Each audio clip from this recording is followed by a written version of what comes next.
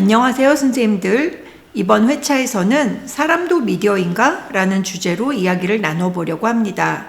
오늘날 우리는 매일 디지털 미디어와 상호작용합니다. 단순히 정보를 소비하는 것에서 그치지 않고 정보를 만들고 이를 수많은 사람들과 공유하기도 합니다. 미디어에는 각종 디바이스를 장착한 개인이 포함됩니다. 그런데 개인은 어떻게 미디어로서 기능할 수 있을까요? 이와 관련하여 우리는 교실에서 학생들과 어떤 질문을 탐구할 수 있을까요?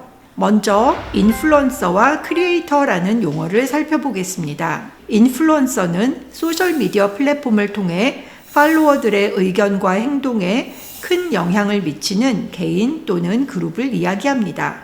이들은 패션, 뷰티, 여행 등 특정 분야에서 대중의 신뢰를 받고 있으며 이들의 추천이나 의견은 대중의 행동이나 구매 결정 등에 큰 영향을 미치고 있습니다. 크리에이터들은 콘텐츠를 직접 제작하고 공유하는 사람들입니다. 메이크업 튜토리얼, 게임 리뷰, 여행 브이로그 등 다양한 형식의 콘텐츠를 만들며 직접적으로 대중과 소통하는 사람을 이야기합니다. 이러한 인플루언서와 크리에이터는 단순한 엔터테이너가 아니라 하나의 미디어 채널로서 대중의 의견과 트렌드를 형성하는 중요한 역할을 합니다. 최근 넷플릭스에서 방영된 프로그램 더 인플루언서는 현대의 인플루언서와 크리에이터들이 어떻게 대중에게 영향력을 행사하고 있는지 생생하게 보여줍니다. 이 프로그램을 통해 우리는 미디어로서 인플루언서와 크리에이터가 어떤 방식으로 작용하는지 알 수 있습니다. 무엇보다 사람들이 가진 모든 종류의 관심은 환금성, 즉 돈으로 환산될 수 있는 특성을 가지고 있다는 이 프로그램의 논리는 그 자체로도 현대 미디어의 속성을 드러냅니다. 인플루언서들은 자신이 제작한 콘텐츠를 통해 수많은 사람들에게 영향을 미칩니다. 예를 들어 프로그램에 등장한 이사벨라는 인플루언서는 뷰티 관련 콘텐츠로 유명한데요. 그녀가 유튜브에서 보여준 메이크업 과정은 단순한 쇼가 아니라 구독자들과 끊임없이 소통하고 관계를 맺는 과정을 보여줍니다. 이것이 바로 인플루언서가 단순한 콘텐츠 제작자가 아니라 그들 스스로 미디어로서 작동하고 있음을 보여줍니다.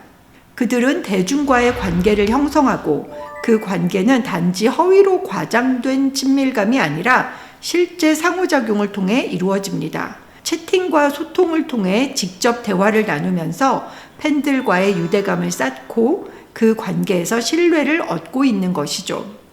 인플루언서와 관련하여 자주 등장하는 개념 중 하나는 준사회적 관계, 패러소셜 관계입니다. 1956년 리처드 월과 도널드 호튼이 발표한 논문 매스미디어와 커뮤니케이션 및 패러소셜 관계, 먼 거리에서 일어나는 친밀감에 대한 관찰에서는 이 용어를 처음 사용했는데요. 관객이 미디어에 나오는 인물과 일방적인 관계를 형성하는 것을 의미합니다. 여기서 일방적 관계란 관객은 미디어에 나오는 인물에 대해 친밀감과 정서적 유대를 느끼지만 막상 미디어 속 인물은 관객이 존재한다는 사실조차 모른다는 뜻입니다. 오늘날 소셜미디어가 발전하면서 이러한 패러소셜 관계는 더욱 일반화되었습니다. 예를 들어 여러분은 유튜브에서 자주 보는 크리에이터의 일상 브이로그를 보면서 우리는 정말 좋은 친구가 될 것 같아 라고 느껴본 적이 있나요? 또는 인스타그램에서 어느 인플루언서의 삶을 지켜보며 그 사람을 친밀하게 느껴본 적이 있나요? 이러한 감정이 바로 패러소셜 관계입니다. 관객은 인플루언서와 친밀감을 느끼지만 그 감정은 일방적인 것이라는 것이죠. 이러한 패러소셜 관계는 때때로 문제를 일으킬 수 있습니다. 예를 들어 일부 인플루언서들은 팔로워들로부터 과도하게 많은 메시지를 받거나 개인적인 정보, 금전적 요구 등을 받기도 합니다. 특히 팔로워들이 인플루언서의 일상생활에 지나치게 집착하게 되면 스토킹과 같은 범죄로 이어지기도 합니다. 또한 어린이 청소년들이 이러한 패러소셜 관계에 깊이 빠져들 경우 인플루언서의 행동과 의견을 맹목적으로 따라하게 될 위험도 있습니다. 최근 청소년들 사이에서 유행해서 문제가 되고 있는 뼈말라 인간 역시 인플루언서를 닮고 싶은 모델로 삼아 모방하고자 하는 심리에서 시작되었습니다. 그렇다면 이러한 현상을 교육에서는 어떻게 바라보아야 할까요? 어린이와 청소년들은 인플루언서와 크리에이터들에게 큰 영향을 받습니다. 많은 학생들은 인플루언서들을 단순한 엔터테이너가 아니라 라이프 스타일과 정보를 제공하는 중요한 인물로 바라보며 그들의 행동을 모방하곤 합니다. 또한 학생들은 인플루언서와 크리에이터들이 활동하는 플랫폼에서 또래들과 창의적으로 소통할 기회를 얻기도 하지만 동시에 신뢰할 수 없는 정보를 접할 가능성도 큽니다.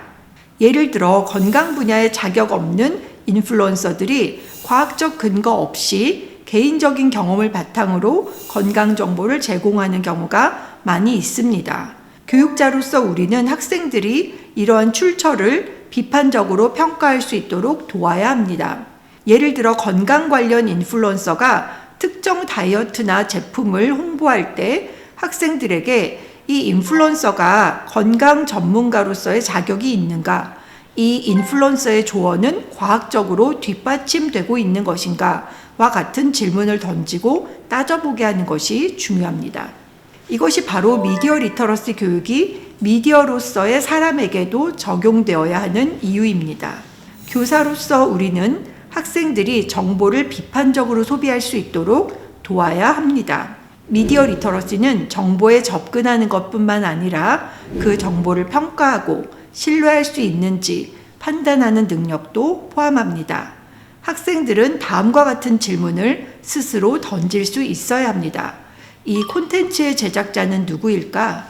그들의 의도는 무엇이지? 이 정보는 사실에 기반한 것인가? 아니면 단지 의견일 뿐인가?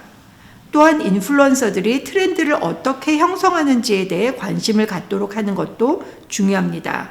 인플루언서들이 특정 제품, 스타일, 행동을 홍보할 때 많은 학생들은 이를 모방하기도 합니다. 이러한 경우에도 그들이 비판적으로 생각할 수 있도록 돕는 것이 중요합니다. 이 트렌드가 나에게 적합한 것일까?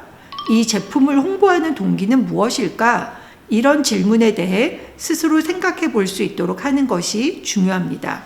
이처럼 인플루언서들은 단순한 유명인이 아닙니다. 이들은 팬들과의 교류를 통해 지속적으로 관계를 형성하며 대중에게 직접적인 영향을 미치는 중요한 사람 미디어로 자리 잡았습니다. 어린이와 청소년들은 미디어 환경에서 매우 활발하게 활동하지만 이들이 미디어 콘텐츠를 비판적으로 이해하기에는 아직 경험과 판단력이 부족할 수 있습니다. 따라서 선생님들은 미디어 리터러시 교육을 통해 이들이 어떻게 미디어를 비판적으로 바라보고 사용할 수 있는지를 가르치는 것이 매우 중요합니다. 어린이와 청소년들이 미디어 속에서 자신만의 목소리를 내고 다른 사람의 의견을 수용하며 이를 바탕으로 올바른 판단을 내릴 수 있도록 도와야 합니다. 우리는 모두 미디어와 긴밀하게 연결되어 있습니다. 어린이와 청소년들은 특히 인플루언서들이 만드는 콘텐츠에서 큰 영향을 받고 있고 이들이 인플루언서에 대해 어떻게 이해하고 소통하는지에 따라 그들의 현재는 물론 미래도 달라질 수 있습니다. 미디어 리터러시 교육은 단순히 미디어를 다루는 기술을 배우는 것을 넘어 비판적 사고와 윤리적 판단력을 기르는 과정입니다. 선생님들께서 학생들이 미디어 속에서 책임감 있게 행동하고 올바르게 판단하는 능력을 기를 수 있도록 이끌어 주시기 바랍니다. 감사합니다.